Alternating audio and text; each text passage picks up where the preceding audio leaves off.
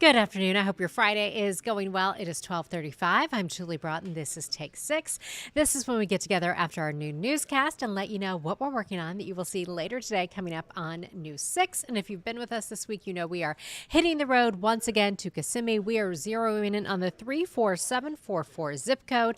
So that means a lot of our stories you've seen in our newscast starting yesterday and through our live shows on this coming Thursday will be focused on that zip code. And Lisa Bell, I'm so excited about a story that you have coming up today about the Silver Spurs Rodeo. And you speak with a woman who has a title that I feel like is a title that I didn't know existed. You know, maybe a lot of people would like to have this. You go to Osceola County and you talk to the big boss this week. That's right. And Julie, I just have to interrupt you real quick because I can't help but notice, but all the people behind you gathering to get some donuts today. Oh, okay. Yeah, they all just scattered, but they were all behind you for much of your Okay. introduction. Okay. Yes. I see. Those donuts, yeah. Yes, They there's look delicious. our director, Tall Chris. He just cheers with the donuts. You know, I Yeah, did. He's walking right by you right there's now. some. And you Oh, have some okay. coffee. I do. It was lukewarm by the time I got to it, so I microwaved it, which you know makes for a fine cup of coffee. But it is doing the job. It is getting it done. So we are good on this Friday. Fantastic. I feel like I should start off by saying yeehaw to you Okay. as well. Yeehaw to you as well. Well, thank you. Last week, the Silver Spurs Riding Club held its 153rd rodeo. What an accomplishment. The Silver Spurs Riding Club, I discovered in the 34744 zip code, actually formed about 80 years ago. And it started out as a group of area ranchers in Osceola County getting together. They initially went to Tallahassee to celebrate the new governor, and then they performed what's called a quadrille, which is kind of like a square dance on horseback. And you okay. can see some of the riders actually doing that right now. And they have people of all ages who participate in that. And they have become famous for their quadrille. They even performed not too long ago in the Rose Parade out in Pasadena, California. So they're now like known around the world for this quadrille that they put on. And it is quite the experience. I actually had the opportunity to go out to the rodeo for the 153rd rodeo last weekend and see what it was all about. They have 7 traditional events, including barrel racing, bareback riding. You can see some of that right now. It was so fun to watch. Bull riding, of course. They have young kids involved doing mutton busting. It was quite the experience. So much fun. The place was packed. And it's been a tradition that has been around for 80 years now. And you can see I'm looking at some of this video. That's the big boss there on the left. She was presenting a check. Since the year 2000, they have raised more than $500,000 that they've given back to local charities in the community. So what a great organization in that zip code that's doing so much good and really keeping the traditions of that area alive. They will talk about how Osceola County started out as a ranching community and a citrus community. And not a lot of that is left, but the Silver Spurs Riding Club is still there, still very active. They raise all of their own animals that participate in the rodeo. And so they're keeping those traditions alive. And part of that also is every February, the kids in Osceola County get to basically celebrate a holiday, a rodeo day, where they get to leave school for the day. I don't want to say skip school because they're still they're at school, but they get to go to the rodeo and experience that and see what it's all about and learn a little bit about the history in their own community, which, you know, how many communities are able to say that anymore? So certainly in Central Florida. Yeah. I remember when I first moved here and learned about Rodeo Day, and I thought, well, I've never heard of anything like that. And then I thought about how in Louisville, near where I grew up on Oaks, a lot of schools are out, which Oaks is the race the day before the Derby. So I guess, you know, kind of the same thing. Yeah. But Lisa, you went to the rodeo. Had you ever been to a rodeo before? Yes, ma'am. Oh, okay. I grew So up in northern Idaho. We had the Lewiston Roundup every September. It was the place to be, the place to be seen.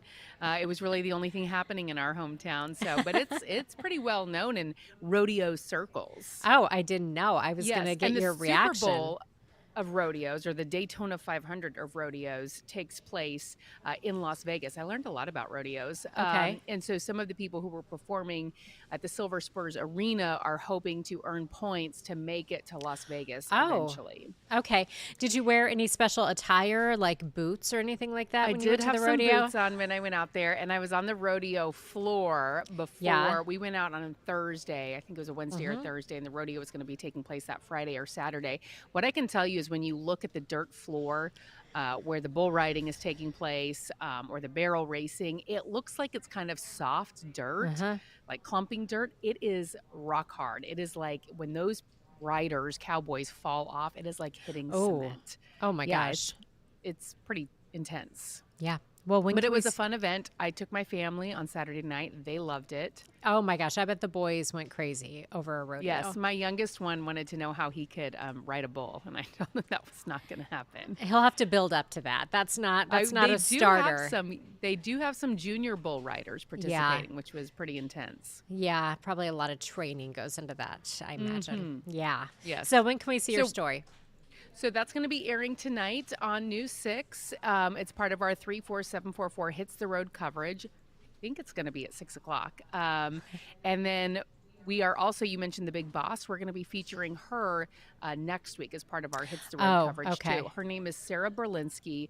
Again, the riding club has been around for 80 years. This is only the third time in the 80-year history that the Big Boss has been a cowgirl instead of a Wow. cowboy. I like And it. their job is to basically organize the rodeos for 1 year and then help raise money for all of those local organizations. So we're going to Okay. learn more about her involvement next week, too. Well, I can't wait. I guess I got so excited that when I was reading your script, I just kept going through all of your scripts that are coming I up. know So, there was a lot to cover. yeah.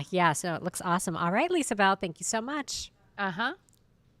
All right, let's get a check of your forecast now. Yesterday, we saw some really rough weather, especially through parts of Orange and Seminole counties in the Winter Park area. We did have that tornado warning in place for a little bit. Our chance of severe weather today is lower, but we will see some showers beginning to fire up on the radar. Already, even a few showers in areas like Marion County, but you see right now, radar pretty dry. A little bit earlier, I was checking out the radar in Volusia County. We were picking up one of those brush fires near Pearson. It looks like perhaps the radar not picking that up as intensely now, but we are seeing some brush fires in Volusia County. Again, what you see in Ocala, that is actually rain moving through as the west coast sea breeze moves in, and our sea breeze boundaries will collide later today, likely right around I-95. So generally west of I-4 is where we will see some of the most intense activity. Here's how that looks for you on the satellite and radar imagery. We've seen a lot of sunshine so far today, so that sun will help to fuel some of the showers and thunderstorms, but the setup today is a little bit different, so we won't see quite the same setup that we saw for yesterday as far as those stronger storms. Still, we can't rule out some isolated strong to severe storms, but it likely will not be as intense as what we saw yesterday. The heat, though, is there for us. 90 right now in Orlando, 89 in Kissimmee, 90 in Cocoa Beach, and 89 if you are in Daytona Beach. For today, we go to a high of 98 in Orlando. The record for today is, let me check my notes, the record is 98. So if we hit 98, that will be a record. The normal high this time of year is 90. 96 in Ocala, 95 for the high today in the Villages. Here's how it looks as we take a look at the computer models and roll you through the day as far as our showers and thunderstorms. I hit the button too fast, but look, we have a reverse button. And it actually works. So there we go. As we take you through the afternoon hours, I always forget that there's the reverse because, back when I started doing weather a million years ago, we didn't have a reverse, but now we do. Okay, so 4 o'clock today, some showers and storms in areas like Brevard County, back down into parts of southeastern Orange County and into Osceola County. As we roll you through about 4 till 8 o'clock, that's when we'll see the best chance of some stronger showers and some heavier rain. Look at 6 o'clock right along I-95 in Brevard County. Areas like Melbourne, Micco, Barefoot Bay, all have the chance of seeing some of that heavier rain as our sea breezes collide, and then all of that pushes out over the Atlantic by around 8 or 9 o'clock tonight, and we'll be left with clear skies through the overnight hours to start your Saturday. Now, our rain chances for this weekend are a little bit lower than we've seen the last couple of days. That means the heat really sticks around for us with our afternoon highs going into the upper 90s for today, tomorrow, and for Sunday. That means it will feel like the low 100s. Now, as we head into next week, we're watching some moisture that will roll out of the Gulf of Mexico and the Caribbean, and that will enhance our chance of rain. With those higher rain chances, we see our temperatures a little bit closer to normal. We'll keep an eye on that for the potential of tropical development. A little bit too early to tell with that, but we definitely need that rain. Chief Meteorologist Tom Sorrells will be in at 4 to break all of this down for you. Lisa Bell, Ginger Gadsden, and I will see you at 4 as well. If you have any questions or comments for us here at Take 6, head to clickorlando.com/take6. Let us know what's on your mind. Thanks so much for stopping by, and I'll see you at 4.